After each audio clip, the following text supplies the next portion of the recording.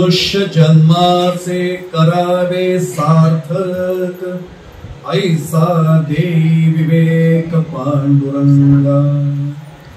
जेणे तुझे चरणी लागो माझी प्रीती, ऐसी देई संगती पांडुरंगा। इह पर लोकी असावे वैराग्य, ऐसे देई भाग्य पांडुरंगा।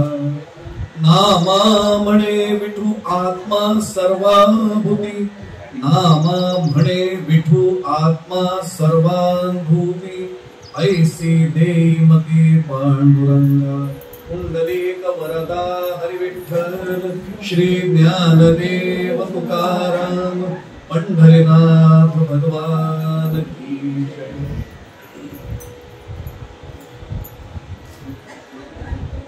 सर्वप्रथम परिहार देताना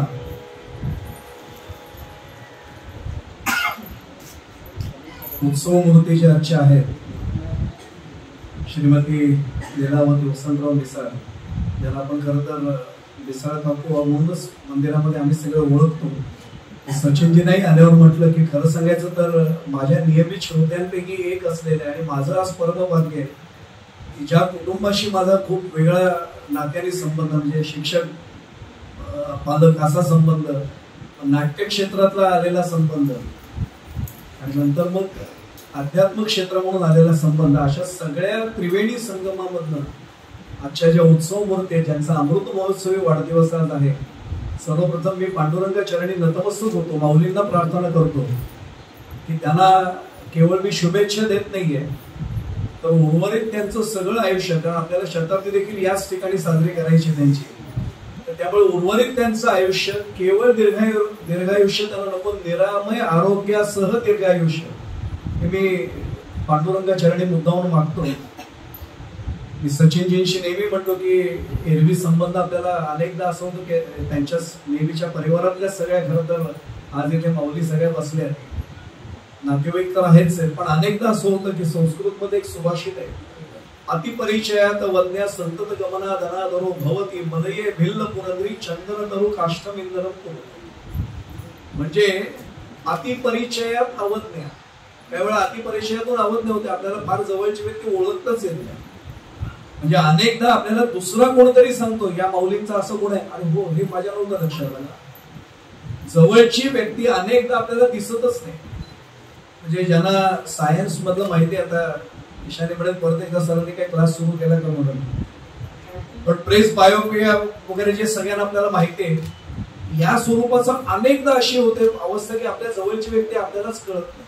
अतिपरिचयात अवज्ञा संतत गमनात अनादरो भवती, आणि म्हणून मलये भिल्ल पुरंदरी चंदन तरु काष्ठमिंदरम कुरु। मलय पर्वतावरची भिल्ल स्त्री ही चंदनाची लाकडं चुलीमध्ये वापरते, कारण तिला कळतच नाही, आम्हाला एवढा तुकडा मिळाला तरी आम्ही म्हणतो अरे चंदन आणलं। तसा काही वेळा प्रकार होतो, जवळची व्यक्ती आपल्याला तिचे अनेक गुण दिसतच नाही, लांबचं बघायची आम्हाला खूप सवय झाली, पण जवळचं काही वेळा दिसत नाही। 15 सप्टेंबर 1949 त्यांची जन्मतारीख, 49 पासून 2024 पर्यंत आज त्यांचा प्रवास झाला त्यावेळेच्या, आणि माझं आणि माझ्या आईचं आणि माऊलींचं एक फार मोठं साधर्म्य आहे। माझी आई सुद्धा त्यावेळेची वफा म्हणजे वर्नाक्युलर फायनल त्यावेळेचा 7वी, जे आपले काँग्रेस सर सुद्धा, जे काँग्रेस सरांना ओळखतात त्यांना कल्पना आहे, त्यावेळेचं 7वी म्हणजे नवीन पिढीतल्या मुलांसाठी सांगतो, ते बोर्डाची परीक्षा होती आणि वर्नाक्युलर फायनल, अरे वा, असं इतकं ते शिक्षण फार मोठं होतं, आणि 40 वर्ष शिक्षण क्षेत्रात ते सुद्धा मॅथ सायन्स सारखे विषय, ईशान्याला कल्पना आहे, हे शिकवल्यानंतर सुद्धा मी सचिनजी अगदी मोकळेपणाने सांगतो, त्यावेळेच्या पिढीचं जे शिक्षण आहे त्याची तुलना आजच्या शिक्षणाची होऊच शकत नाही। माझ्या आईवरनं सुद्धा सांगतो, आईचं माझ्या आता 89 वर्ष सुरू आहे, आईला ज्या गोष्टी माहिती आहेत त्या PhD झालेल्या माझ्या अनेक विद्यार्थ्यांना आजही माहिती नाही। म्हणजे मला काही वेळा काकू खरंच प्रश्न पडतो की नेमकं शिक्षण कुठलं श्रेष्ठ, त्यावेळेचं का आजचं, असं विषय नाही म्हणून मी त्यात शिरत नाही। सचिनजींचे वडील PWD मध्ये होते आणि मध्येच संसार खूप छान चालू असताना साथ तुटली मध्येच, जशी माझ्याही वडिलांनी जगाचा निरोप आधी घेतला आणि माझ्या आईला एकट्याला बाजूला सोडलं, पण मी एक सांगू मुद्दा, ज्ञानेश्वरीला हात म्हणून सांगतो, आपण सगळे हरिपाठातली सगळी मंडळी आहात, भगवंत नेहमी एक दयाळू असतो. त्याला माहितीये की पुरुष एकटा राहणं फार कठीण असतं, पण स्त्रीमध्ये त्याने आदिशक्तीची शक्ती अशी दिलेली असते की ती संपूर्ण कुटुंबाला नंतर सुद्धा सांभाळते. मी अनेक जणांना पाहिलंय की एकटा मागे राहिलेला पुरुष कोलमडलाय, पण एकटी स्त्री, माझी आजी सुद्धा असेल, माझी आई असेल, यांनी मात्र संपूर्ण कुटुंबाचा, जसं धागा पुष्पमालेतला हारातलं दिसत नाही, पण तो धागा नसेल तर सगळी फुलं व्यर्थ आहेत, तसं धागा बनवून स्वतःचं अस्तित्व मिटवून टाकलं पण कुटुंबाला जपून ठेवलं. आणि आज जे आपल्याला दिसतंय ना, मेडिकल प्रोफेशन पर्यंत पुढची नातवंडांची पिढी जी पुढची चालली वाटचाल, याचं कारण या माऊलीची आणि गेलेले पिताजी यांची तपश्चर्या आणि त्यांचे आशीर्वाद या संपूर्ण कुटुंबाला असलेले, याच्यामुळे हे सगळं घडलंय.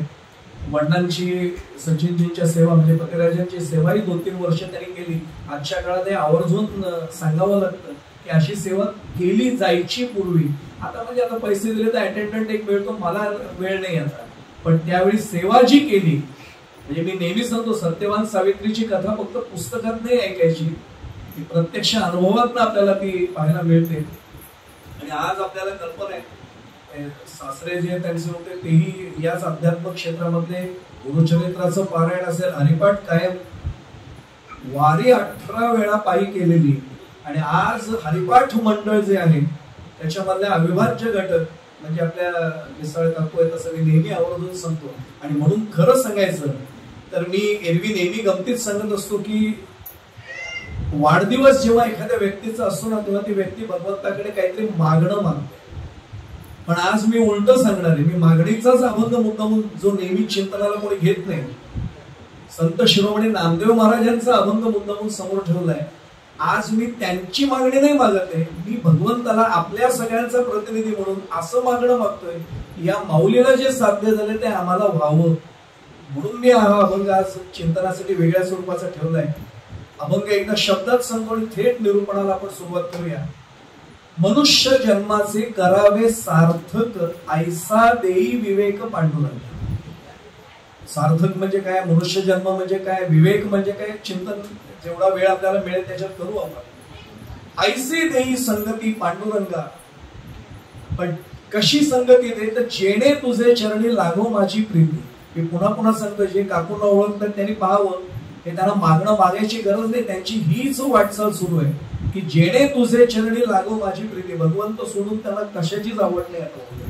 आणि मगाशी जे सचिनजींनी आणि त्या सगळ्या भावंडांनी बहिणींनी जे वाचलं ना, माझ्या डोळ्यासमोर संपूर्ण काकूंचा जीवनपट उभा राहिला. कपाळावर कधी आठी सुद्धा काकूंच्या कोणी पाहिलेली नाहीये. शांत व्यक्तिमत्व जे माऊलींना अभिप्राय देते कसं असावं ते इकडे पाहिल्यावर आपल्याला निश्चितपणाने दिसतं. तर अध्यात्मात राहून सुद्धा काय सांगून माऊली, आम्ही कीर्तन प्रवचनात असून सुद्धा चिडचिड करणारी माणसं असतो. सिस्टीम अशीच कशी लावली, लाईट असेच कसे दिले, तो माईक दुसरा देता येत नाही का, चिडचिड करणारे भरपूर आहेत. पण अत्यंत शांत व्यक्तिमत्व असल्यानंतर जेणे तुझे चरणी लागो माझी प्रीती, ऐसी देई संगती पांडुरंगा. फक्त चरण पाहिल्यावर तिकडे बघा म्हणजे तो जीवनपट लगेच डोळ्यासमोर येईल. इह पर लोकी असावे वैराग्य. थोडस चिंतन करू आपण, वैराग्य नेमकं काय. इह पर लोकी शब्द का नामदेव महाराजांनी वापरला तोही पाहूया. वैराग्याचं सुद्धा मूर्तिमंत प्रतीक आहे. कुठल्याच अपेक्षा कधी ठेवत नाही. मी एवढ्या वेळा कीर्तनाच्या वेळी गेलो, त्या काही वेळा स्वतःचं अस्तित्व देखील इतरांना जाणवू देत नाही. पण मी परत परत सांगतो की अस्तित्वाशिवाय घरच नाही, पण स्वतःचं अस्तित्व वेगळेपणाने जाणवूच द्यायचं नाही. हे जे वैराग्य आहे ना, आज वेळ मिळणार नाही 1 तासाच्या प्रवचन सेवेत, काय अभंग किती सोडवणार, पण वैताग आणि वैराग्य याच्यात फार मोठा फरक आहे. मला एखादी गोष्ट हवी आहे आणि मिळत नाही, त्यातनं येतो तो वैताग असतो. आणि मला गोष्ट उपलब्ध आहे पण मला ती नको आहे, याला वैराग्य म्हणतात. फार वेगळा विषय तो, आम्ही आज त्याच्यात शिरत नाही. तर आपल्याला सर्वांना कल्पना आहे की अनुराग संपवणं याला खरं वैराग्य म्हणतात. अनुराग म्हणजे प्रीती, कशाचं लोभच नाही ठेवायचं. मिळालं आनंद, नाही मिळाला तरी चालेल. आणि म्हणून शेवटी म्हटलंय, नामा म्हणे विठू आत्मा सर्वानुभूती ऐसी देई मती पांडुरंगा. माऊलींना ज्यांनी अनुभवलेलं आहे त्यांना कल्पना आहे, सर्वानुभूती परमेश्वर बघणारी माऊली आहे. कुठली अतिशयोक्ती करत नाही, हे मी ज्ञानेश्वरीला साक्षी ठेवून सांगतोय. ज्यांनी त्यांचं जीवन चरित्र, जीवनपट पाहिलंय त्या सर्वांच्या लक्षात येईल की अशाच स्वरूपाचं जीवन माऊलींनी व्यतीत केले. म्हणून मी म्हटलं आज मागणं त्या नाही मागत आहेत, आपण सगळे भगवंताच्या चरणी मागूया की असं जीवन आम्हाला पण द्या, अशी वृत्ती आमच्यात पण द्या. थोडस मला मुद्दामून पर्याय देतोय म्हणून सांगतो. आपल्याकडे वाढदिवसाचे सुद्धा काही प्रकार आहेत. अनेक जण त्याच्यावरही बोलतात वाढदिवस का घट दिवस. मी उलट सांगतो, आमच्या संस्कृतीमध्ये वाढदिवसच आहे, घट दिवस हा त्यांच्या संस्कृतीत आहे पाश्चात्यामध्ये. कारण दिवे तेवढे विझवले जातात, तो घट दिवस आहे. आमच्याकडे तेवढ्या दिव्यांनी औक्षण केलं जातं. सहस्त्र चंद्र दर्शन आपण करणार आहोत 6 वर्षांनी. 81 वर्ष झाल्यानंतर तेही करणार आहोत. 80 पूर्ण झाल्यावर सहस्त्र चंद्र दर्शन माऊलींचं आपण जमणार ना सगळे त्यावेळी पण एकत्र. त्यावेळी आपल्याकडे तेवढे दिवे लावून त्याचं औक्षण केलं जातं. त्यामुळे आपल्याकडे वृद्धिंगत होणं, औक्षण होणं, औक्षवंत होणं हीच संकल्पना. त्यामुळे साधा भाग करता आपल्या लक्षात येईल की हा वाढदिवसच आहे. आपल्याकडे वेगवेगळे सांगितले रौप्य महोत्सव 25व्या वर्षी. याच प्रवचनाच्या गादीवर म्हणून सांगू, जे 25च्या आसपास आहे त्यांनी क्षमा मागा. आम्ही त्या टप्प्यात गेलोय म्हणून आता बोलतोय.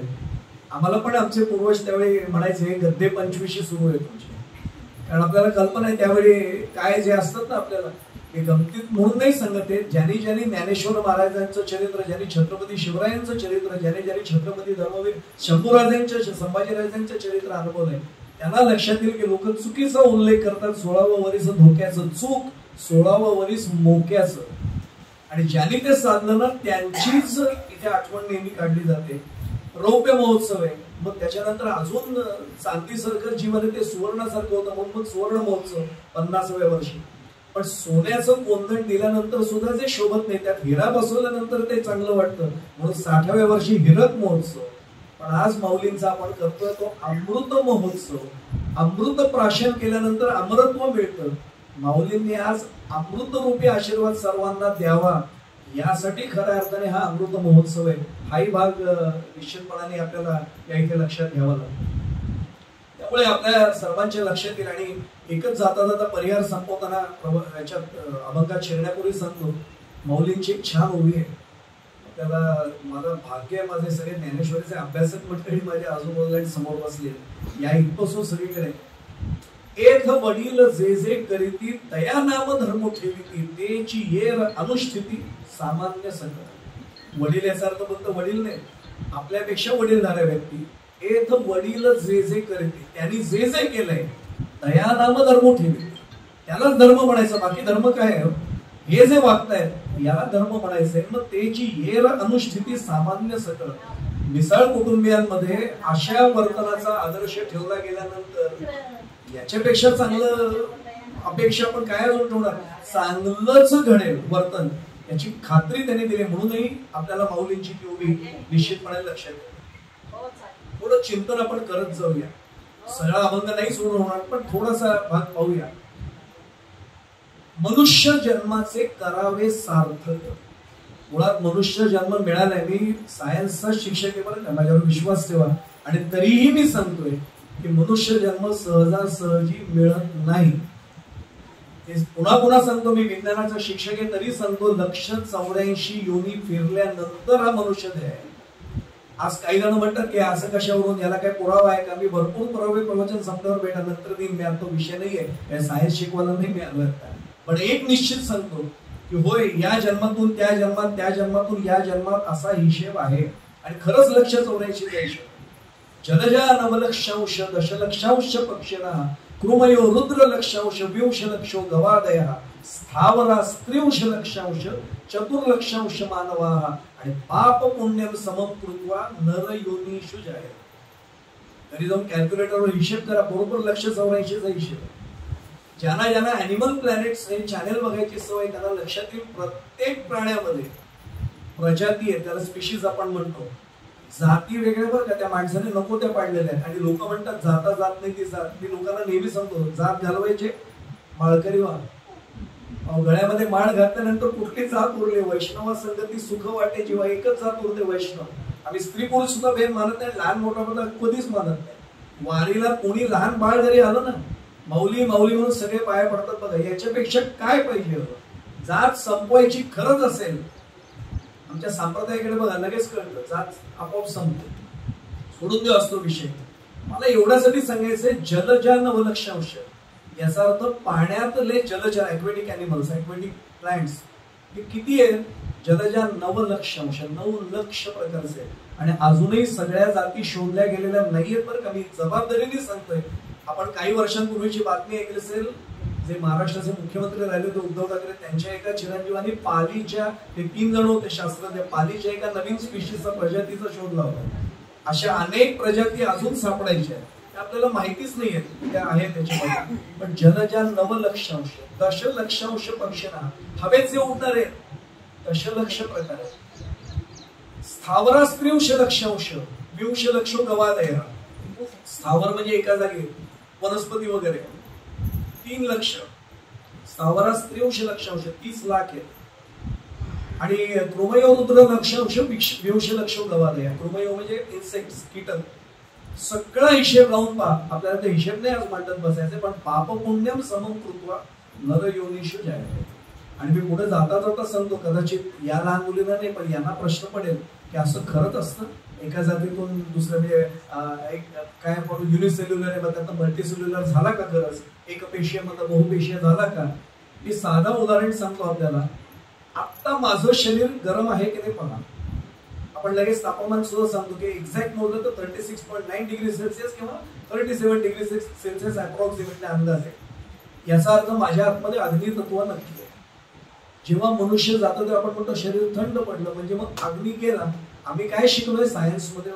Law of conservation of energy शिकलोय की नाही? ऊर्जा अक्षय्यतेचा नियम. Energy can neither be created nor be destroyed, it can be transform from one form to another form, but the total energy of the universe is always conserve. आम्ही जर तो नियम शिकलोय, अग्नी नष्ट कसा होईल? दुसरा कोणता तरी जीव जन्माला आला म्हणजे तो आता तापमान लागते, म्हणजे इकडची उष्णता तिकडे गेली. फक्त जाता जाता सांगतो, मला त्या विषयावर बोलायचं नाही, पण मी हा विषय काढला म्हणून सांगतो. एखाद्याच्या मनात प्रश्न आहे का, मग पूर्वी एवढी जंगलं होती आता कुठे? आत्ताच सांगितलं, एका जातीचं दुसऱ्या जातीत रूपांतर झालं, जंगलं कमी झाली, माणसं वाढली, त्याला काय करणार? डायनासोर संपले, एक्सटिंक्ट, ज्याला इंग्लिश मध्ये आपण सायन्स मध्ये म्हणतो, एक्सटिंक्ट झाले, माणसं वाढली, त्याला काय करणार? त्यामुळे या जातीचं त्या जातीत रूपांतर झालं. शेवटी एकूण हिशेब तोच आहे. Law of the conservation of energy, law of conservation of energy, तो तेच सांगतो. मला म्हणायचं आहे असं की मनुष्य जन्म हा दुर्लभ आहे. दुर्लभम त्रयवे वैतत देवानुग्रह हेतुकम मनुष्यत्व मुमुक्षुत्व महापुरुष संश्रया. 3 गोष्टी दुर्लभ सांगितल्या आहेत. विवेक चोडामणी ग्रंथ काढून पहा आचार्यांचा, म्हणजे श्रीमद तात्या शंकराचार्यांचा. त्याच्यामध्ये 3 गोष्टी दुर्लभ आहेत. मनुष्यत्व दुर्लभ आहे, मनुष्यत्व मिळत नाही. मनुष्यत्व नाही मिळत आहे म्हणून तर अडचण आहे. आणि मी पुन्हा सांगतो, मनुष्यत्व म्हटलंय मी, माणूस नुसतं जन्माला येणे नाही. माणूस म्हणून आमचे प्राचार्य शिवाजीराव भोसले छान म्हणून गेले, दिसायला माणसासारखं आहे पण त्याला माणूस म्हणणार का? पुतळा सुद्धा ते म्हणले माणसासारखं दिसतो. माणूस म्हणून तो वागला तर त्याला माणूस म्हणतात. म्हणून माणसारे माणसा कधी वशील माणूस आमच्या बहिणाबाई म्हणून गेल्या. अहो, आज दुर्दैवाने असं दिसलं, रस्त्याच्या कडेला एखादा तडफडतोय तहानेने, त्याला पाणी नाही पाजत, फेसबुकला आहे. मला आत्ताच असं दृश्य दिसलं. कारण तू त्या माणसाला वाचवण्यासाठी काय केलंस? दिसायला माणसासारखं आहे, माणूस म्हणून वागला नाही, शून्य महत्व. म्हणून मनुष्यत्व दुर्लभ आहे. माणूस म्हणून जन्माला येणं सोपं एक वेळ, मनुष्यत्व दुर्लभ आहे. आज त्याचं विश्लेषण फार करत नाही. मुमुक्षुत्व, जे माऊलींना साध्य झाले की मला मोक्ष प्राप्ती झाली पाहिजे. आज त्याच्यासह भवभाष निबद्धस्य मम मोक्ष कथम भवे विद्याकुलम मनोयस्य स दीनः तथ्यते बुधैहि, अशी व्याख्या दिलेली आहे. माझा उद्धार झाला पाहिजे, मला मोक्ष मिळाला पाहिजे. तळमळ ज्याला लागली ना त्याला मोक्ष म्हणतात. आणि महापुरुष संश्रया, बहु अवघड आहे संत भेटी, परी जग जेठी करुणा केली. संत तुकाराम महाराज, जगद्गुरु तुकोबा. आता लक्षात येईल की हे 3 गोष्टी एकत्र आलेला आपला जन्म आहे. आणि आपल्या असला जन्म मिळाल्याचं सार्थक त्यांनी केलंय. त्यांच्या अमृत महोत्सवी वाढदिवसाला आपण आता जमलेलो. मनुष्य जन्माचे करावे सार्थक. काळजी करू नका, जे मुलं पण आहेत त्यामुळे मी फार जड भाषेत नाही सांगणार. एक दृष्टांत आठवलाय, बोलता बोलता सांगतो. आमची काय अवस्था असते सांगू. एक राजा होता, त्या राजाच्या राजवाड्यामध्ये एक ज्योतिषी आले. त्याच्या दरबारात एक ज्योतिषी होते. आपल्याला कल्पना आहे, नवरत्न जी आपण अकबरांची वास्तू, प्रत्येक राजाच्या दरबारात सगळे असायचे. पण याच्या सगळे पाया पडले, कारण यांनी प्रचंड कीर्ती मिळवली होती आणि अभ्यासच होता. मी एक सांगू आपल्याला पुढे जाण्यापूर्वी, ज्योतिष सांगणं ही खरी विद्या आहे बरं का, पण ज्योतिष सांगणं ही नुसती कला म्हणून वापरलं की मग लोकांची फसवणूक. मी 2 शब्द नीट वापरले. ज्योतिष विद्या म्हणून जे वापरतात ते जगाचं कल्याण करतात, कला म्हणून नुसतं सांगतात ना ते जगाची फसवणूक करतात. असं म्हणतात की कीर्तनकार प्रवचनकारांनी समाजाला काही शिकवायचं, आपल्याला शिकायचे का ज्योतिष विद्या? मी अगदी टीप देऊन जातात. कधीही कोणी आलं की त्याला सांगायचं पत्रिका द्या, करू नका बरं का, हे फक्त गंमत म्हणून सांगतो, ऐकायचं सोडून द्यायचा कारण नाही. पत्रिका घेतली की 2-4 मिनिटं काही बोलूच नका. असं ते पत्रिकेकडे एकटक बघत बसा, थोडी खिडकीतनं बाहेर बघा, काहीतरी आकडेमोड केल्यासारखं बघा, अशी मान 2-4 वेळा हलवत तो थोडा पुढेच यायला लागलेला असतो. तो म्हणेल कधी बोलतायत महाराज, असू दे नंतर बोलू कधीतरी. नाही महाराज काय असेल ते सांगा, नाही असू दे नंतर बोलू, नाही सांगा ना काय असेल ते सांगा. खरं सांगितलं तर चालेल, जरूर सांगा. पहिलंच वाक्य वापरा, महाराज एवढी चांगली पत्रिका, एवढे सगळे ग्रह चांगलेले मी क्वचित बघायला मिळते ती आज बघतोय, खुश करेल मला. 501 दक्षिणा निश्चित झाली म्हणून सांगा. पुढचं लगेच म्हणा, पण एक सांगू, वाईट वाटेल तुम्हाला कदाचित, तुम्ही जगासाठी भरपूर काही केलंय पण तुम्ही केलेल्याची किंमत नाही हो कोणाला. तो माणूस म्हणेल याच्यासारखं ज्योतिषीच नाही, कारण हा अनुभव जवळजवळ इथे बसलेल्या प्रत्येकाने घेतलाय की आपण केलंय कोणासाठी तरी आपली किंमतच नाही कोण ठेवत. तो म्हणेल बास याच्यासारखं करू नका, हे गंमत म्हणून ऐकायची एका कार्याने सोडून नाही. मी एवढ्यासाठी सांगतो की तो ज्योतिषी सगळे त्याच्या पाया पडतात आणि महाराज विचारतात काय भविष्य माझं सांगाल का, त्यासाठीच आलोय म्हणजे. यांनी सहज विचारलं, सांगता येते? ते म्हणले लोकांच्या समोर एकटा असताना सांगितलं तर बरं, नाही मला काय फरक नाही पडत, आणि माझं भूतकाळातलं सांगा. त्यांनी 2 वाक्य वापरल्यावर महाराज म्हणले चला अंतःपुरात, कारण तुमच्या माझ्याबद्दल भूतकाळातली 1-2 वाक्य अशी असू शकतात की नका सगळ्यांसमोर सांगू, की आतमध्ये अंतःपुरात चला. राजाला घेऊन गेला तो आतमध्ये. राजाला त्यांनी सांगितलं, राजा मला पत्रिका बघायला लागत नाही, तुझा हात बघायला लागत नाही, तुझा चेहरा मी वाचलाय, तुझं भविष्य सांगतो, खरं सांगू का बरं सांगू? पहिलंच वाक्य त्यांनी सांगितलं, बरं नका सांगू, खरं सांगा. ऐकायची तयारी म्हटलं. आज शनिवार आहे, तर पुढच्या शनिवारी सूर्यास्ताला हे जे दरबारात सगळे मंडळी ना तुझं सगळे विधी आटपून घरी आलेले असते. राजाचा चेहरा जरा गंभीर होता. राजा आहे तरी सुद्धा मला जरी आता कोणी सांगितलं पुढच्या शनिवारपर्यंत कोण थांबेल, पुढच्या शनिवारी तुमचं आटपेल म्हटल्यानंतर आता जरा गडबड वाटू लागते. जे माळकरी आहेत आणि जे अध्यात्मात त्यांना काही वाटत नाही, बरं काय माहितीये, येतानाच वरनं आपल्या रिटर्न तिकीट घेऊन आले फक्त तारीख वाचता येत नाही, एवढंच आहे सगळ्यांच्याकडेच आहे. आणि म्हणून सांगू आपल्याला, तुकोबा उलट सांगतात, वाढ वेळ झाली आता उभा पांडुरंग. मला पांडुरंग किती वाट पाहिलं होतस. आणि राजाने विचारलं, ठीक आहे महाराज स्वीकारलं. राजा घाबरू नकोस म्हणले, अजून एकच फक्त मन घट्ट कर. ते म्हणजे केलंय आता, अजून काय करू? नाही म्हणे सांगतो ना, पुढचा जन्म 6 महिन्यांसाठी तुला एका भुईकिड्याचा येणार. भुईकिड्याचा? हो म्हणे, ते पैसा आपण ज्यांनी खेळले त्यांना माहिती आहे, मातीतनं पावसाळ्यात येतो बघा असा प्राणी, कीटक वरती येतो तो बारीक, भुईकिड्याचा जन्म आहे म्हणे. राजा 6 महिने तो जन्म.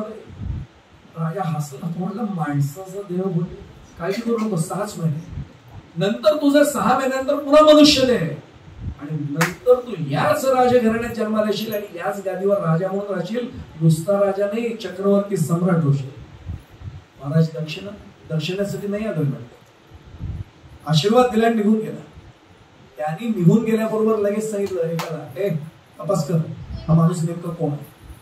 आणि त्यावेळेचा तपास हा आजच्या तपासासारखा नसायचा. आज कमिटी नेमली जाते, मग अहवाल आलेले नाही हे कोणाला तरी नंतर 3 महिने लक्षात येतं, नाही त्याला मुदतवाढ दिली, आता एक्सटेन्शन, मग पुन्हा मुदतवाढ दिली, मग आता अहवाल आला. आता काय झालं, नाही त्या अहवालाचा अभ्यास करण्यासाठी एक समिती नेमली.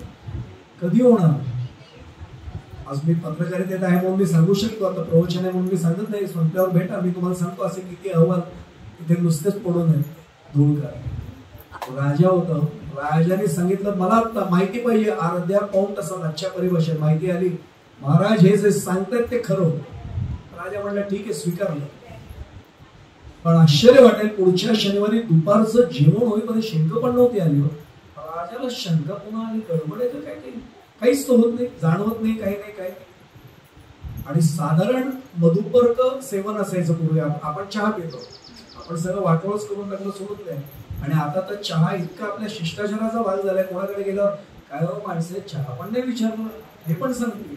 आणि एकीकडे यांनीच पुन्हा बाहेर सांगायचं चहा पिण्याचे तोटे काय आहेत, आणि मग तू अपेक्षा कशाला ठेवतोयस? एकीकडे तूच सांगतोय चहाचे तोटे काय आहेत. पण यांनी मधुपर्क सेवन केलं तरी काय होईना. आणि मधुपर्क सेवन करत असताना शेवटचा घोट आणि श्वास नेमका एकाच वेळी आढळला.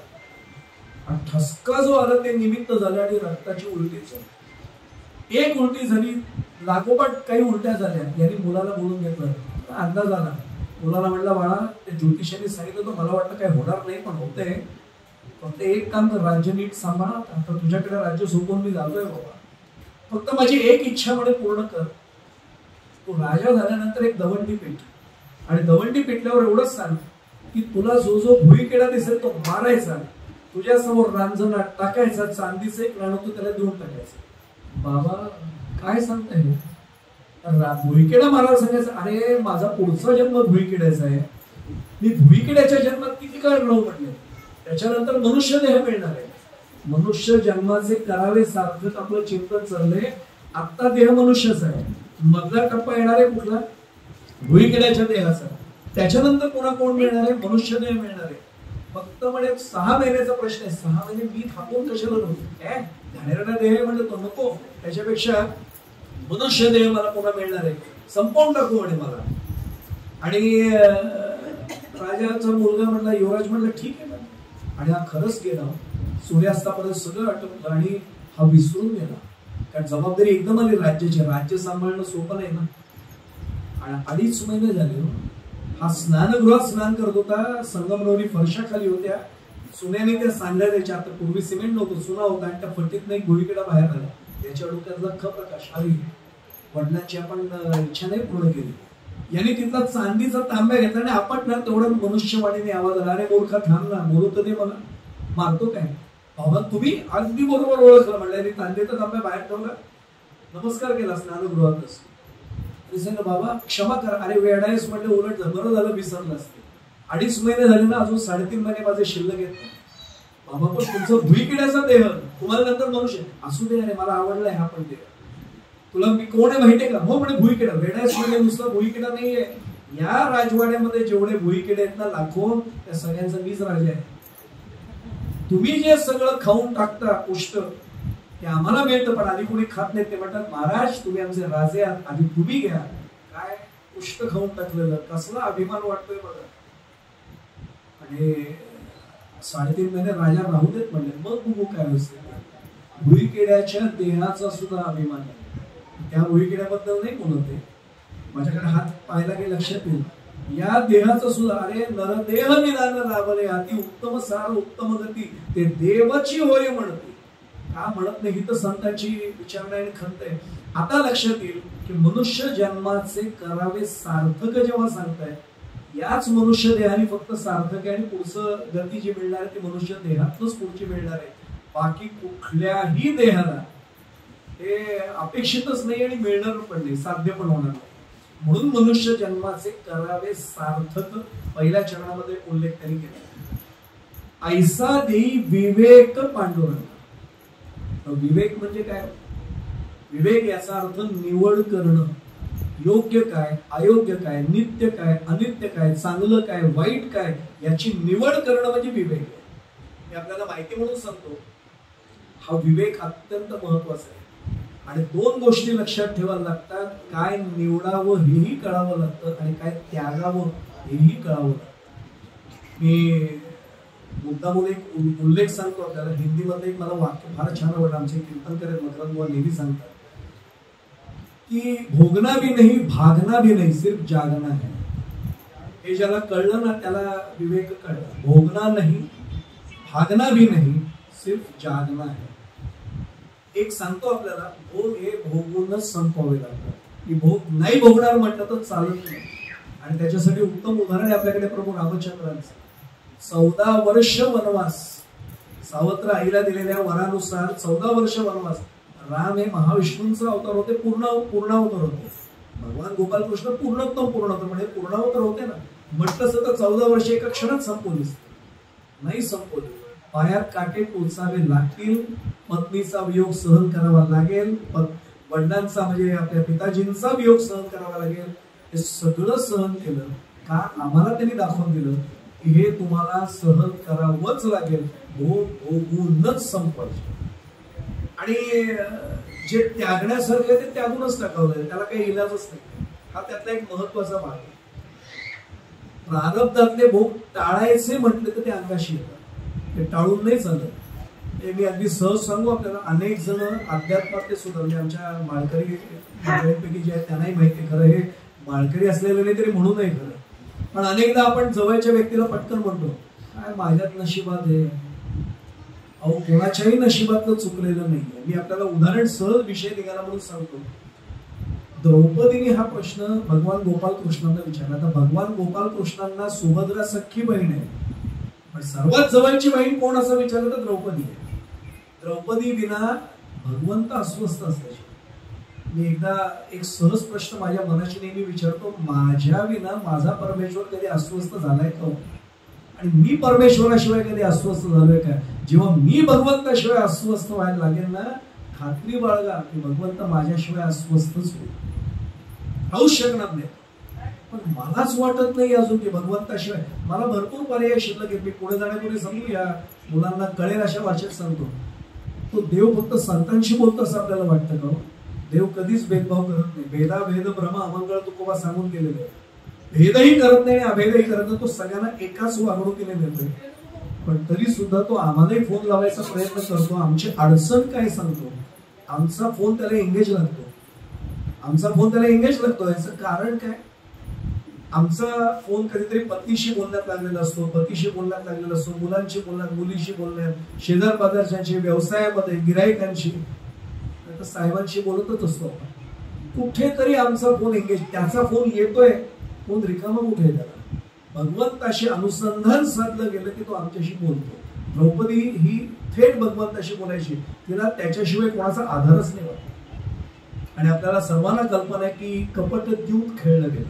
मी त्याला नुसतं द्यूत म्हणतच नाही, कपटद्यूत खेळलं गेलं.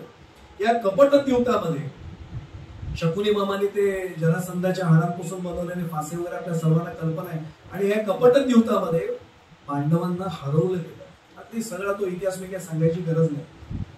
सगळं झाल्यावर 12 वर्ष वनात जावं लागलं.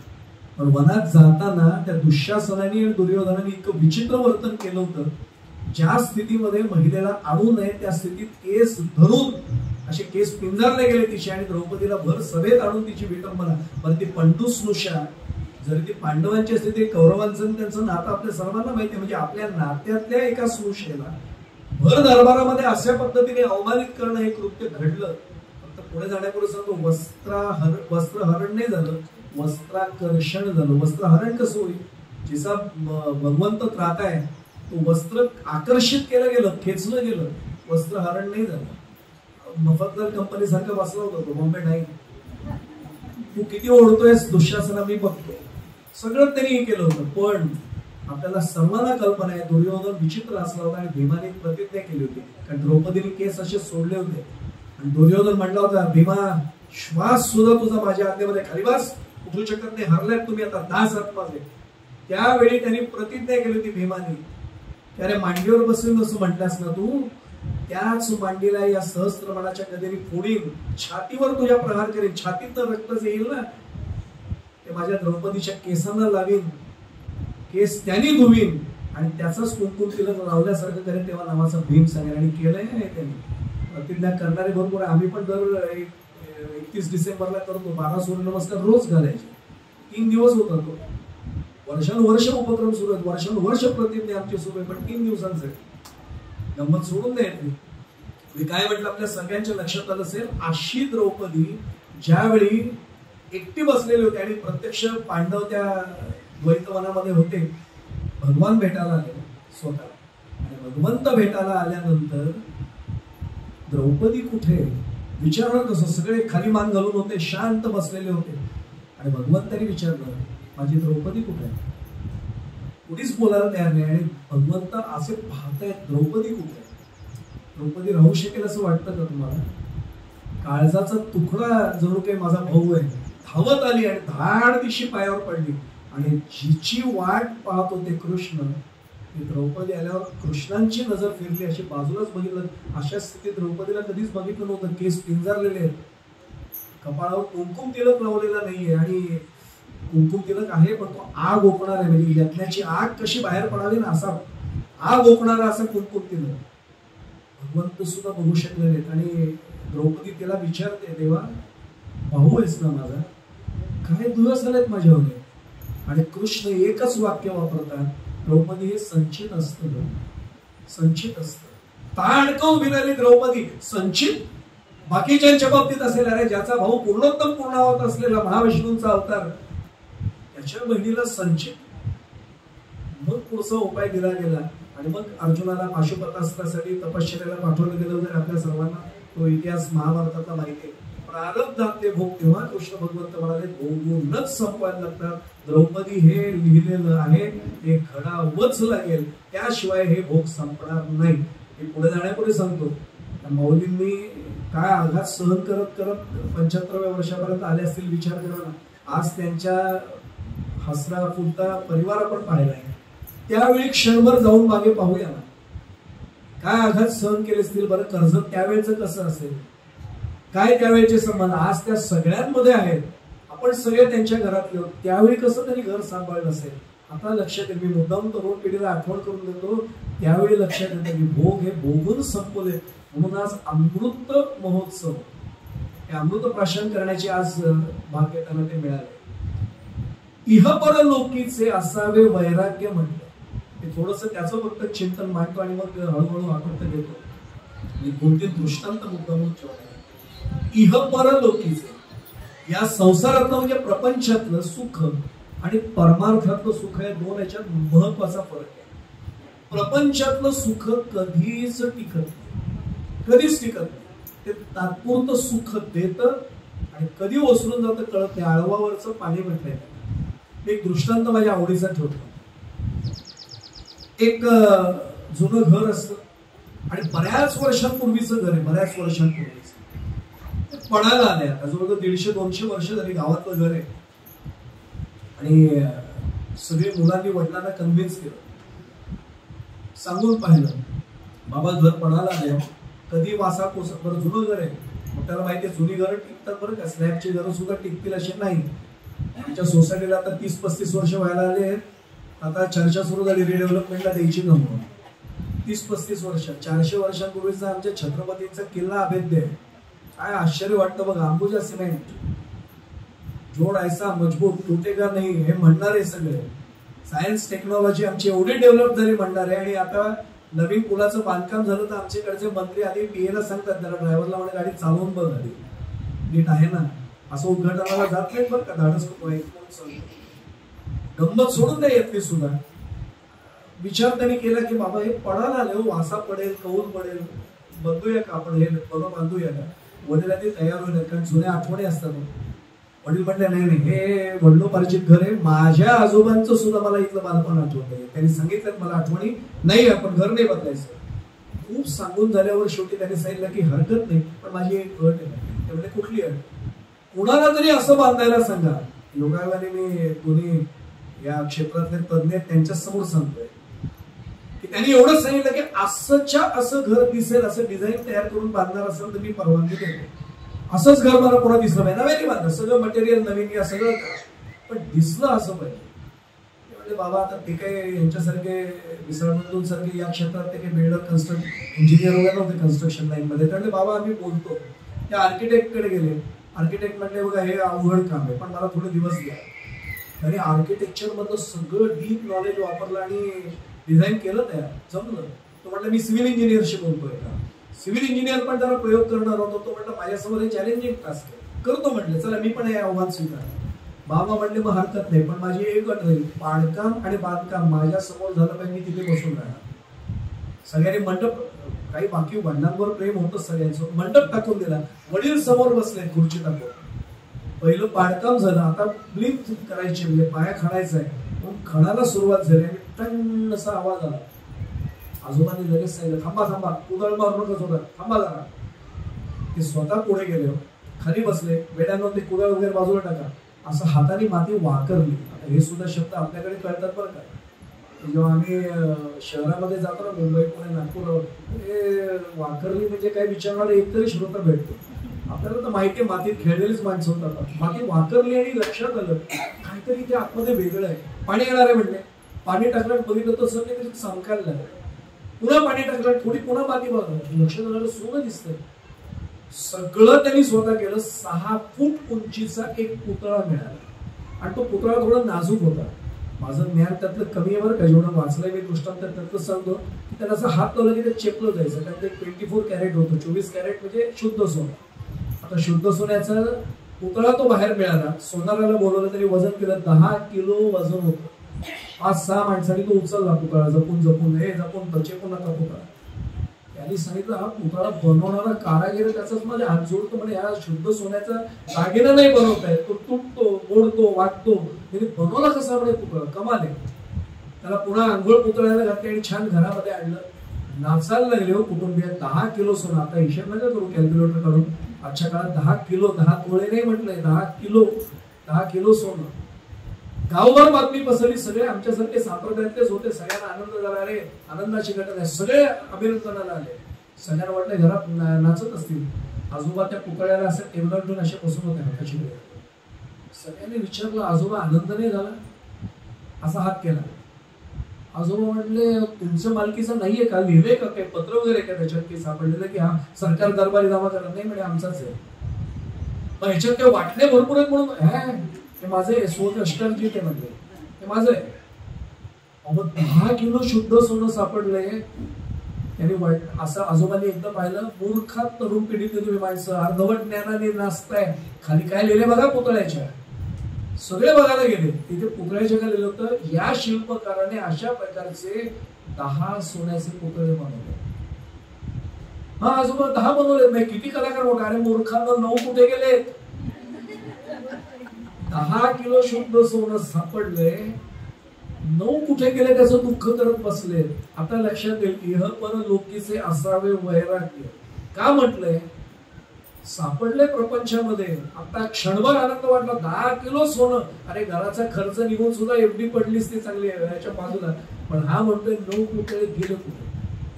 आता लक्षात येईल, इह लोकी काही उपयोग नाहीये. प्रपंचात काही मिळालं उपयोग नाही. फक्त आणखी 2 दृष्टांत ठेवतो आणि मग सांगत आहे. परलौकिकचं 100% त्याचं सुख आहे. पारलौकिक सुख ज्याला आपण म्हणतो, आध्यात्मिक सुख जे म्हणतो, पारमार्थिक सुख जे म्हणतो, 100% त्यात सुख आहे. मी उदाहरण सांगतो.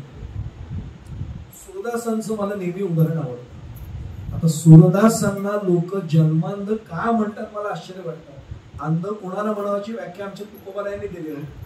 तुका म्हणे, कैसे आंधळे हे जन गेले विसरून खऱ्या.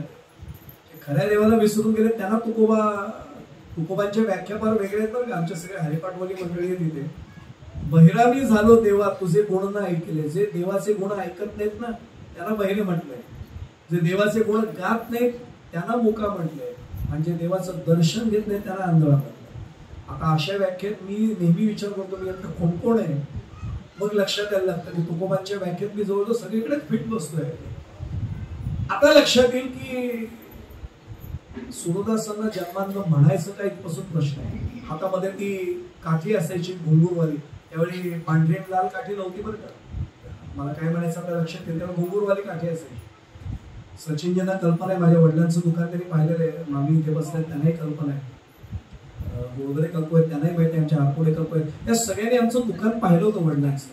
माझ्या वडिलांच्या दुकानाच्या बाजूला नामदेवरायांचं एक सलून होतं. नावच त्यांचं पण नामदेव आहे. बघा काय योग आहे. आणि त्या सलून मध्ये एक लोक ज्यांना अंध म्हणायची अशी अंध व्यक्ती यायची. डोंगराची काठी अशी टेकवत टेकवत टेकवत. कुणाला काही विचारायचं तिथे आले की थांबायचे. नामदेवराय आलोय, चहा सांगा. आणि ते बरोबर पायऱ्या सोडून जायचे. मला नेहमी आश्चर्य वाटायचं. मी त्या शेवटी आजोबांना राहवलं नाही, एकदा विचारलं. आणि असं वय असतं ना जेव्हा थोडे, किंवा आमची मगाशी ती ताई ज्यांनी ती खूप छान केलं, त्याचं कौतुक मनापासून खूप छान सांगितलं. उत्सुकता असते. मी त्यांना म्हटलं, आजोबा एक विचारायचं होतं, तुम्हाला दिसत नाही तर मी कसे बरोबर येतात? ते म्हणले, अरे कुठेही फिरव, तिथेच येईल मी बरोबर. तिथे आलं की आम्हाला कळतं. नंतर कळायला लागलं त्याला 6 सेन्स वगैरे काय, अतिंद्रिय शक्ती काय असते. देव एक कमी देतो ना तेव्हा भरपूर बाकीचं सगळं देतो, हे लक्षातच घ्या. आणि सूरदास नेहमी तिथे यायचे. गावातलं एक भगवान गोपालकृष्णाचं मंदिर, रोज तिथे यायचे. पायऱ्या चढून आत जायचे. सूरदासांचा आवाज छान. सूरदासांना भजनं स्वतः सुचायची, छान भजनं म्हणायची, प्रदक्षिणा घालायची, तिथे बसायचं, आणखीन एक भजन म्हणायचं, पुन्हा गोपालकृष्णाला त्यांचं दर्शन घेऊन पायऱ्या उतरून निघून जायचं. एक दिवशी त्या दाराच्याच समोर पायऱ्या चढणार तेवढ्यात एका तरुणाने त्याचा हात धरला. माझ्यासारखं असतं तर चिडलं असतं, पण सूरदासजी संत आहे म्हणून त्याला संत म्हणते. हात धरल्याबरोबर सांगितलं सूरदासांनी, बाळा काय हवंय रे? त्याला लगेच कळलं तरुणाचा स्पर्श आहे. बाळा काय हवंय रे? त्याने सांगितलं सूरदासजी माझा आवाज येतोय ऐकू. त्याने सांगितलं वेळा आवाज येतो मला फक्त दिसण्याचं अडचण आहे, आवाज येतो मला, मी तुमच्याशी बोलतोय तुम्हाला कळते ना? अरे कळते सांगितलं म्हणून तर बोलतोय म्हणे मी तुझ्याशी. काय पाहिजे रे? काय करू तुझ्यासाठी? नाही म्हणले मला एकच प्रश्न आहे आजोबा, मी हाडामासाचा जिवंत माणूस तुमच्याशी बोलतोय आणि तरी तुम्हाला मी दिसत नाही आणि ज्या दगडाच्या देवाला बोलताही येत नाही तिथे तुम्ही रोज येऊन दर्शन घेता, काय उपयोग आहे? सूरदासजी हसले. हो माझ्यासारखा गडबडला असता. सूरदासजी म्हणले बाळा तू म्हणतोस ते 100% खरं, पण एक सांगू म्हणले, मला देव दिसत नाहीये खरंय, पण मी अंध आहे, देव नाही ना अंध. मी रोज दर्शनाला येते, हे देवाला दिसतं हे कुठे कमी आहे? मला देव दिसत नसला तरी मी येतोय हे देवाला दिसतंय, हेच माझं दर्शन आहे. आता भगवान गोपालकृष्ण आत्मा हल्ले. काय भक्त असावा. उतरले आणि निघाले आणि नेमकं त्या दिवशी रस्त्याचं एक काम सुरू. मी आता ऐकल्यावर बरोबर आहे, आपल्याकडे काही कर्जत मध्येच गडबड होते असं काही नाही, मध्येच एकदम खड्डा येतो कोणतरी, तो आदल्या दिवशी नसतो, येतो कधीतरी. आणि हे सगळं घडलं आणि आता सूरदासजी नेहमीच्या सवयीने बिचारे काठी टेकत झाले तर मी खड्ड्यात पडणार. एवढ्यात भगवान गोपालकृष्ण प्रत्यक्ष पुढे गेले, हात धरला आणि असा खड्डा पार करून दिला. सूरदासजींना कळलं मगाचा स्पर्श तरुण मुलाचा होता, हा दैवी स्पर्श आहे, हा भगवंताचा स्पर्श आहे. जे बघू शकत नाही ते स्पर्श ओळखतात. काय गंमत आहे बघा. पूर्ण खड्डा ओलांडून दिल्यावर भगवंताने हात असा सोडणार, तेवढ्यात सूरदासजीने हात असा केला आणि त्यांचा हात पकडला देवाचा. देवाने हिसका दिला आणि हात सोडून घेतला. सूरदासजी ते हसले. सूरदासजी हसल्यावर देव म्हणले काय सूरदास हसताय? देवा हसू नको, तो काय करू, तुला काय वाटतं मी तुला ओळखलं नाही का? तो हात धरला तेव्हाच कळलं, गोपालकृष्णा तुला ओळखणार नाही असं कसं होईल? ओळखलंच म्हणले मला. देवा तुला नाही ओळखणार असं असेल, वर्षानुवर्ष तुझं दर्शन घ्यायला येतं. ठीक आहे सूरदास तुझ्या भक्तीवर मी प्रसन्न आहे, माग काहीतरी, माग काहीतरी. आता सूरदासजी आमच्या तुकोबांच्या परंपरेतले, काही मागणे आम्हा अनुचित वडिलांची रीत जाणत असे, नाही मागणार म्हणले की 3 वेळा झालं माग. सूरदास म्हणले मी नाही मागत, माग नाही मागत. शेवटी त्यांनी सांगितलं माझी आज्ञा म्हणून मी सांगतोय माग काहीतरी. तेव्हा मी पुन्हा पुन्हा सांगतो बाकी तुझी सगळी आज्ञा पाळेल पण मागणार नाही. माझी भक्ती म्हणजे आपण ते सुधीर फडके श्रीधर फडक्यांच्या आवाजात गाणं ऐकलं, देवळाच्या दारामध्ये भक्ती तोलणार नाही. की खरं प्रत्यक्ष सूरदासजींनी केले हो भक्ती, मागण्यासाठी नाही म्हणले, आनंदासाठी केलेली भक्ती. ठीक आहे म्हणले तू मागत नाहीयेस, पण मी जेव्हा सांगतो वरमद्रोही मी दिल्याशिवाय जात नाही रिकाम्या. दिलं म्हणले तुला. सूरदास म्हणले काय देवा हटतंय, तुला सांगतोय नको तरी तू दिलंय म्हणले. काय दिलंय? डोळे उघडून बघ. सूरदास असले ते म्हणले मगाशी त्या मुलांनी चेष्टा केली देवा मी सांगतो शकतो, तू देव आहेस, तुला माहिती मला दिसत नाही तरी तू सांगतो डोळे उघड, मी सांगतोय म्हणून माझी आज्ञा म्हणून डोळे उघड. आणि डोळे उघडले आणि साक्षात भगवान गोपालकृष्ण प्रत्यक्ष साक्षात उभे. राजस सुकुमार मदनाचा पोकळा रविशशिका गोपन. आपल्याला सर्वांना लक्षात असेल एकदम सुंदर रूप ते डोळ्यात साठवलं. साष्टांग दंडवत घातलं, अश्रुधारांनी अभिषेक केला. पुन्हा एकदा देवाकडे पाहिल्याने डोळे भेटले आणि त्यांनी एवढंच विचारलं देवा तू आतापर्यंत 3 वेळा मला म्हटलं असं माग हो म्हणले. मी मागितलं एकदा तरी नाही, मग एकदा मागू का म्हणले. देव हसले आणि ते म्हणले बघितल्यावर म्हणले माणसाचा सर्व आहे दिसल्यावर मागावं असं वाटतं, माग म्हणले. देवा ही दिलेली दृष्टी काढून घे. भगवंत हल्ले, भगवंताच्या डोळ्यात पाणी आलं. सूरदास काय मागताय? अहो एक सत्यनारायणाची पूजा केली तर रूपम देही जयम देही यशोदेही, आपण काय मागत नाही हो. आणि दुसरं नाही, आमच्या एकट्यासाठी नाही, द्विपद चतुष्पद सहितानाम सकुटुंबानाम सपरिवारानाम क्षेम स्थैर्य आरोग्य काय मागत नाही. ऐश्वर्यासकट सगळं मागतो एका सत्यनारायणाच्या पूजेत. आणि तू इथे दिलेली दृष्टी काढून घे का? सूरदासजी एकच विचारतात देवा इतका आनंद घेतलाय एकदाच दृष्टी दिल्यावर पाहून, आता याच्यापेक्षा चांगलं बघण्यासारखं जगात काय शिल्लक आहे? काढून घे दृष्टी. याला म्हणायचंय इह परलोकीचे, कारण आपण जे म्हणतो ना मनुष्य जन्माचे हे सार्थक आहे. त्याला तुकोबांचं प्रमाण देऊ पुढे जाण्यापूर्वी सगळे ऐकणारे श्रोते म्हणून सांगतो, तुका म्हणे जन्म आल्याचे सार्थक विठ्ठलची एक देखणी. त्यांनी प्रत्यक्ष पांडुरंग पाहिलाय अशा मातोश्री तुमच्या, त्यामुळे विठ्ठलची हे जन्माचं सार्थक आहे म्हणून मनुष्य जन्माचे करावे सार्थक. आता लक्षात येईल इहपर लोकीचे वैराग्य का असावं हे पाहिल्यावर काय राहील. शेवटचा दृष्टांत घेऊन थांबतो. माणकोजी महाराज बोधलेंचं नाव सगळ्यांना ऐकलं. आमच्या वारकरी संप्रदायातलं फार अधिकारी व्यक्तिमत्व. धामणगाव ज्यांना माहिती त्यांना कल्पना आहे. धामणगावचे पाटील होते माणकोचे दादा, आणि त्यांचे बंधुराज होते शिवाजी महाराज. दरवर्षी वारीला न चुकता, वारी चुकून नेली हे प्रत्यक्ष घरात आम्ही ते करायचे, कधीच वारी नाही चुकवली. आणि माणकोचे दादा त्यावेळेचे पाटील, पोलीस पाटील शब्द नव्हता, गावचे पाटील. आणि आपल्याला कल्पना आहे त्यावेळेचा पाटील म्हणजे एक वेगळा रुबाब असायचं. घोड्यावरनं प्रवास असायचा. 6-6.5 फूट उंची होती यांची, भरदार छाती, शरीर यशी पेळदार, जिरेटोप वगैरे घालायचा, चिलखत घालायचं, मोत्यांच्या माळा कंठामध्ये, म्यानात तलवार आहे, आणि अक्षयाच्या घोड्यावर बसून गावात रपेट मारायची. काय रुबाब असेल करा विचार. यांनी दरवर्षी विचारायचं नमस्कार करून, दादा वारीला निघालो येत आहे? नाही रे, मी गावचा पाटील आहे, तुला माहिती नाही, गावचे तुम्ही जा. ती सगळी शेती गाव सगळं मी सांभाळतो, पूर्ण गाव जाऊ दे, एकटा गाव सांभाळे. सगळं दरवर्षी तेच व्हायचं. एकदा शिवाजी दादांना थोडं वाईट वाटतं की आपण दरवर्षी जातोय वारीला, आपण आनंद घेतोय, एकदा तरी दादांना खरंच आग्रहच करूया.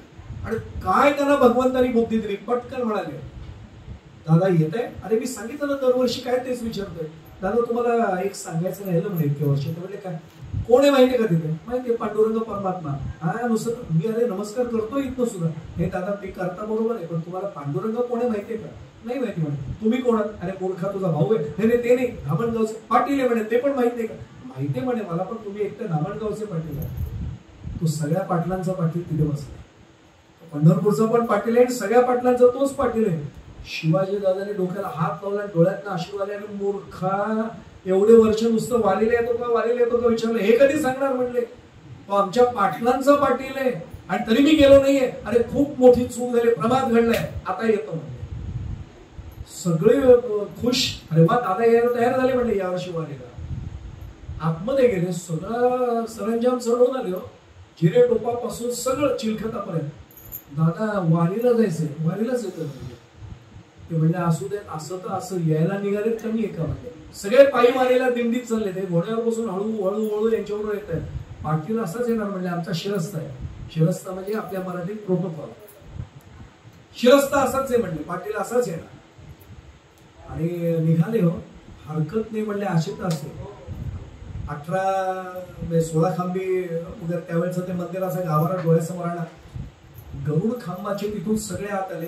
माणकोचे दादा असे उभे बघतात पांडुरंगाकडे. एकटक सगळ्यांचं दर्शन झालं.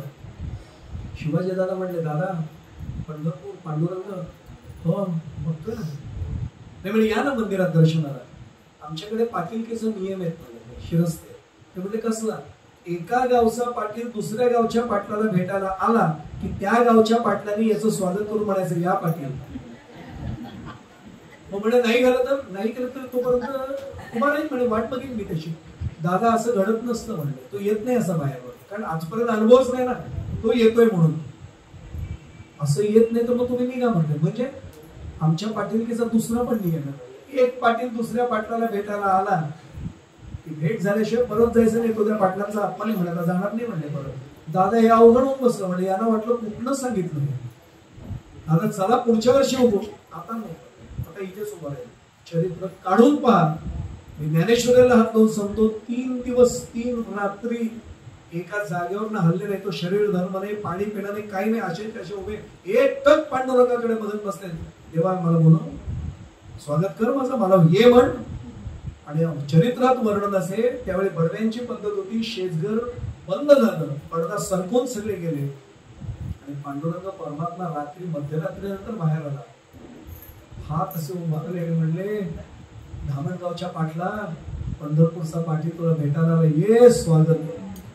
काय अनुभव असेल, कृत्य झालो, इच्छा केली ते पावलो. आता कुठलं राहील वैराग्याशिवाय दुसरं मनामध्ये काय इच्छा राहील याच्यामध्ये. कृतकृत्य झालो, इच्छा केली ते पावलो, सगळं आनंद मिळाला. आणि त्यांनी लगेच सांगितलं, तेव्हा काय आज्ञा, तुला भेटायला आलोय म्हणून. आज्ञा एकच, उद्या संध्याकाळचं उद्या रात्रीचं माझ्या समोरचं कीर्तन तू करायचं. तेव्हा ऐकायला पण नाही कधी गेलो सत्ता, माझी आज्ञा म्हणून करायचं म्हणजे. तेव्हा अभंग पण माहित नाही, मी आहे ना म्हणजे काळजी नको करू. अरे पण काळजी, मी मागणं सगळं तुला पुरवणार, तू फक्त कीर्तन करायचं. तो म्हटला, देवा तुला दुसऱ्या भक्ताने हाक अचानक मारले, तू गेला तर माझी पण जाणार नाही म्हणजे. तुझ्या मागे उभा आहे ना, तुझ्या मागे ठाम उभा राहील. आणि नंतर खरंच घडलं, दादा उभे राहिले, कीर्तन केलं, मागे पांडुरंग उभा आहे. हे आज मुद्दामून सांगतो, आमच्या सगळे संप्रदायाची मंडळी आहेत त्यांना सांगतो, याच्या पुढे जयवंत महाराज बोधले कधी आले, आम्ही कीर्तन करताना काय करतो, संप्रदायात उपर्ण बांधतो, नंतर बेडा देऊन झाला एकदा की विठ्ठल विठ्ठल ते चाल म्हणून झालं, विठ्ठल आम्ही म्हणतो. आणि मग आम्ही उपर्ण बांधतो, आम्ही थेट उपर्ण बांधतो आधी नमस्कार करून. जयवंत महाराज बोधले आणि बोधले कुटुंबियांमधले सगळे कीर्तनकार उपर्ण हातात घेऊन आधी समोर नमस्कार करा, अधिष्ठान समोर असतं, मागे वळतात आणि मागे पण नमस्कार करतात. का तर त्यांची आजही श्रद्धा आहे, आपण कीर्तन करताना पांडुरंग परमात्मा बोधले कुटुंबियांच्या मागे उभा आहे. याला म्हणतात इहपर लोकीचे असावे वैराग्य. एवढीच इच्छा, तेव्हा तुझ्याशिवाय मला काही नको. ज्यांनी ही इच्छा मनात बाळगली, अशा माऊलींच्या अमृत महोत्सवाला आपण जमलोय. वेळेची खूप मर्यादा आहे म्हणून मी फार काही तपशिलात जात नाही, अभंगही पूर्ण सोडवत नाही, फक्त पुन्हा पुन्हा सांगतोय. पहिला चरण डोळ्यासमोर आणा पुन्हा एकदा. मनुष्य जन्माचे करावे सार्थक, ऐसा नाही विवेक पांडुरंगा. पांडुरंगाकडे या माऊलीने बाकी काही मागितलं नाहीये. मनुष्य जन्माचे करावे सार्थक, ते सार्थक ज्यांनी केले, ज्यांच्या आयुष्याचं खरं अमृत झालंय, त्या अमृतमय अशा माऊलींचा आशीर्वाद अमृतमय स्वरूपामध्ये आपल्याला मिळावा ही प्रार्थना आपल्या सर्वांचा प्रतिनिधी म्हणून माऊलींच्या चरणी निश्चित करतो. खरंच आपल्याला जे जमलं ते आम्हाला जमावं अशी आमच्यासाठी मागणी आपण करा. आपला देव नक्की ऐकेल आणि आम्हाला तो आशीर्वाद आपण आजच्या निमित्ताने मिळवून द्यावा, ही आमच्यासाठी आशीर्वाद रूपी भेट असेल. पुन्हा एकदा माऊलींच्या चरणी नतमस्तक होतो. आपण सर्वजण पांडुरंगमय श्रोते, कृतीने शक्य नसलं तरी मनाने भावनेने आपल्या सर्वांच्या चरणी साष्टांग प्रणिपात करतो. झालेली सेवा भगवंताच्या संतांच्या चरणी समर्पित करतो. इथेच वाणीला पूर्णविराम देतोय. कृष्णाय वासुदेवाय हरये परमात्मने प्रणतः क्लेशनाशाय गोविंदाय नमो नमः. विठ्ठल पुंडरीक वरदा हरि विठ्ठल श्री ज्ञानदेव तुकाराम पंढरीनाथ भगवान की जय. माऊली ज्ञानेश्वर महाराज की जय. जगद्गुरु तुकाराम महाराज की जय. सब संतन की जय. मंगलमूर्ती मोरया.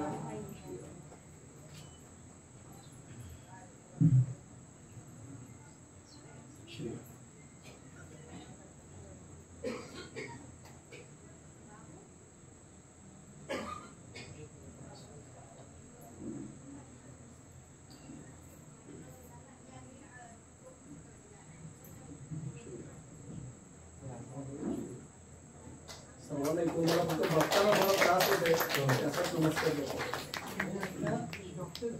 हो ना, क्या बात आहे. मावशी ईश्वरांची बहीण छोटी, ईश्वरांची छोटी बहीण. क्या बात आहे.